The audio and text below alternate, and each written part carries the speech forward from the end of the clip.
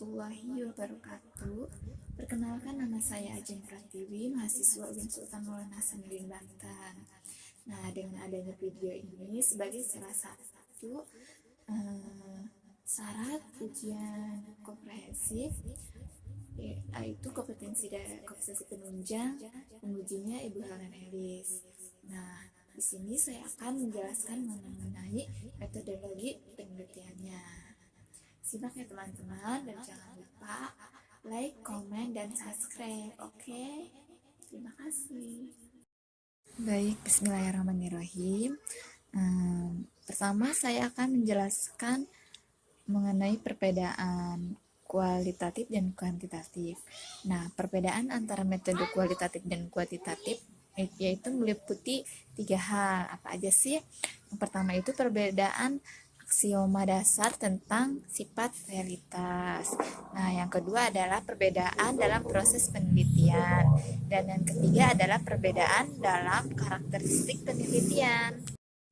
Nah, teman-teman, dalam karakteristik penelitian kualitatif yaitu dilakukan pada kondisi yang alamiah, sebagai lawannya adalah eksperimen. Terus penelitian kualitatif ini lebih bersifat deskriptif, dan penelitian kualitatif ini lebih menekankan pada proses daripada produk. Seperti itu.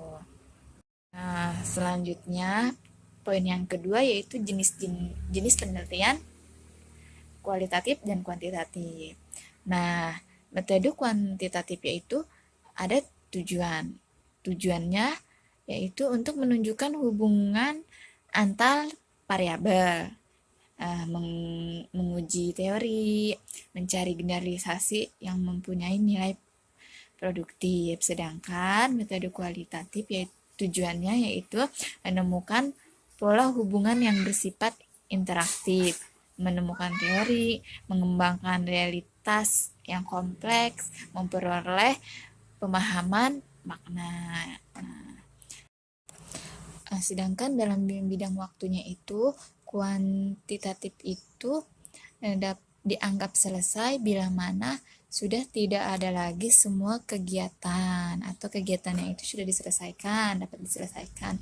Sedangkan dalam penelitian kualitatif itu kapan bisa dianggap selesai jika semua data tidak ada yang baru. Jadi dianggap sudah selesai jika semua data itu tidak ada data yang baru. Seperti itu. Nah, teman-teman, penggunaan metode kuantitatif itu meliputi metode survei dan eksperimen. Metode kuantitatif digunakan bila masalah yang merupakan titik tolak penelitian sudah jelas. Masalah adalah merupakan penyimpanan antara yang seharusnya dengan yang terjadi.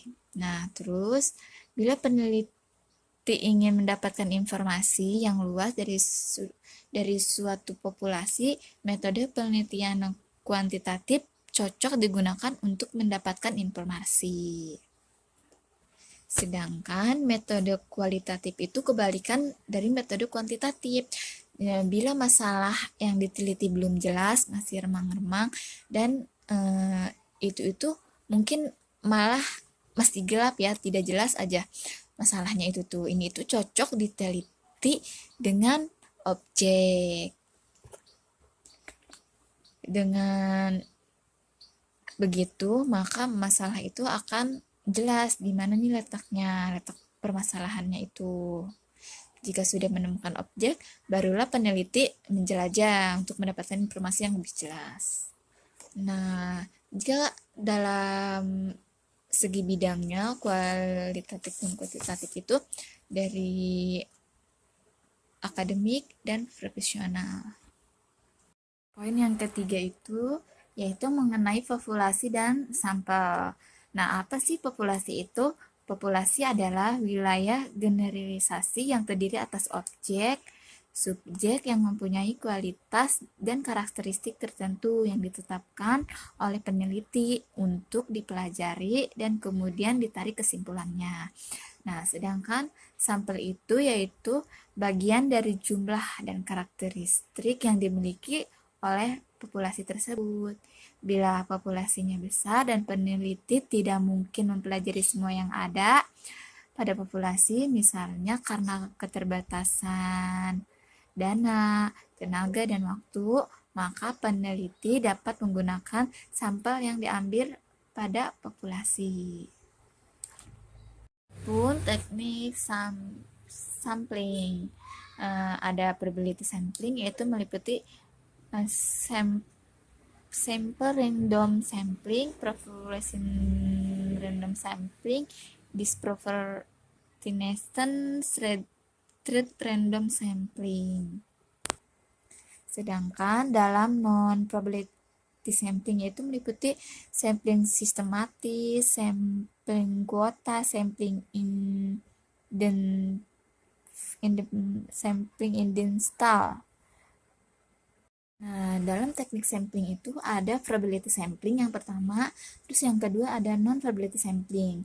Yang masuk dalam kategori probability sampling itu ada simple random sampling, dan non-probability sampling itu ada sampling sistematis dan sampling kuota. Nah, selanjutnya itu poin keempat, mengenai variabel. Variabel itu apa sih? Nah, yang dimaksud dengan variabel dapat didefinisikan sebagai atribut seseorang atau objek yang mempunyai variasi antara satu orang dengan orang yang lain. Nah, itu adalah yang disebut variabel. Dan variabel pun memiliki macam-macam variabel. Yang pertama itu ada variabel independen. Apa sih? Variabel independen itu sebagai variabel stimulus. Dalam bahasa Indonesia sering disebut sebagai variabel bebas. Nah, yang kedua itu ada variabel independen. Apa variabel independen itu? Yang pertama itu ada variabel independen dan dependent. Variabel dependent itu sering disebut sebagai variabel kriteria konsekuen. Dalam bahasa Indonesia disebut sebagai variabel yang terikat. Selanjutnya ada variabel moderator. Yang dimaksud variabel moderator ini variabel yang mempengaruhi atau memperkuat, memperlemah hubungan antara variabel independen dan dependen. Itu. Selanjutnya ada variabel intervening. Nah, menurut Tuckman, variabel intervening ini adalah variabel yang secara teoritis mempengaruhi hubungan antara variabel independen dengan dependen menjadi hubungan yang tidak langsung dan tidak dapat diamati dan diukur. Yang terakhir ada variabel kontrol, yaitu variabel yang dikendalikan atau dibuat konstan hingga pengaruh variabel independen terhadap dependen tidak dipengaruhi oleh faktor luar yang tidak diteliti. Nah, poin yang kelima yaitu teknik pengumpulan data. Dalam teknik pengumpulan data itu ada wawancara, ada observasi, dan ada kuesioner. Yang dimaksud dengan wawancara atau interview itu dapat digunakan sebagai teknik pengumpulan data apabila peneliti ingin melakukan studi pendahuluan untuk menemukan permasalahan. Adapun wawancara yang terstruktur, yaitu digunakan sebagai teknik pengumpulan data bila peneliti atau pengumpulan data telah mengetahui dengan pasti tentang informasi apa saja yang telah diperoleh. Nah, sedangkan wawancara tidak terstruktur itu adalah wawancara yang bebas, di mana peneliti tidak menggunakan pedoman wawancara yang telah tersusun secara sistematis. Adapun kuesioner dan angket, yaitu pengumpulan data yang dilakukan dengan cara memberi seperangkat pertanyaan yang tertulis kepada responden. Nah, selanjutnya itu ada observasi. Ya, observasi itu sebagai teknik pengumpulan data yang mempunyai ciri yang spesifik bila dibandingkan dengan teknik yang lain, yaitu wawancara dan kuesioner. Nah, poin keenam itu ada analisis data.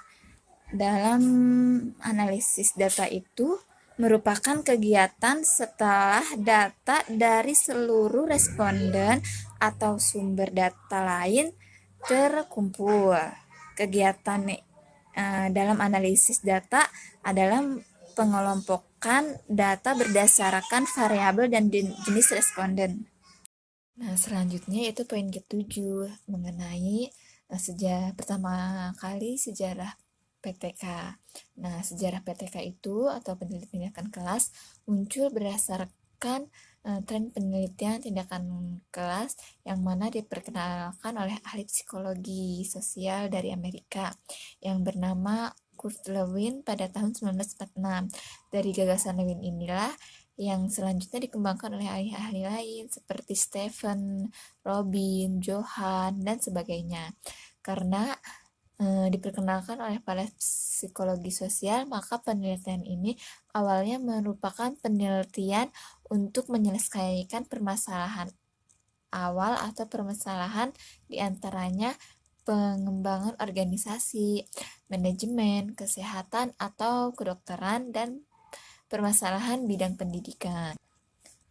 Nah, di dalam pendidikan, penelitian ini dapat dilakukan di dalam kelas pada waktu berlangsungnya suatu kegiatan pembelajaran atau suatu belajar mengajar untuk suatu pokok bahan tertentu pada suatu mata pelajaran, sehingga penelitiannya atau penelitian tindakan kelas yang dilakukan di kelas dinamakan penelitian tindakan kelas. Penelitian tindakan kelas atau PTK dalam bahasa Inggris dikenal dengan Classroom Action Research.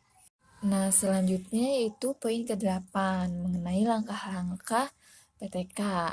Nah, penyusunan langkah-langkah PTK dan sistematis penelitian tindakan kelas yaitu salah satunya yang pertama mengidentifikasi dan merumuskan masalah. Selanjutnya menganalisis masalah, merumuskan hipotesis tindakan, membuat rencana tindakan dan pemantuannya, melaksanakan tindakan dan pengamatinya, mengelola, serta menafsirkan data. Itulah langkah-langkah PTK. Nah, selanjutnya yaitu yang ke-9. Yang ke-9 itu yaitu mengenai pola PTK. Nah, secara umum, pola dasar model penelitian kelas atau PTK meliputi 4 tahapan. Yang pertama yaitu penyusunan rencana atau planning. Yang kedua itu pelaksanaan tindakan, acting. Yang ketiga itu pengamatan, observing. Dan yang terakhir yaitu refleksi, reflecting. Nah, yang ke-10 yaitu siklus PTK. Menurut Arik Gunto menjelaskan bahwa satu siklus PTK terdiri dari 4 langkah. Yang pertama itu perencanaan, yang kedua itu pelaksanaan, yang ketiga itu pengamatan, dan yang keempat itu refleksi. Sekian teman-teman. Nah, alhamdulillahirrahmanirrahim. Cukup sekian penjelasan dari saya mengenai metodologi penelitian, yang mana tugas ini adalah salah satu tugas ujian komprehensif yang diuji oleh Ibu Helna Denis sebagai penguji kompetensi penunjang. Cukup sekian. Wabillahi taufiq wal hidayah. Wassalamualaikum warahmatullahi wabarakatuh.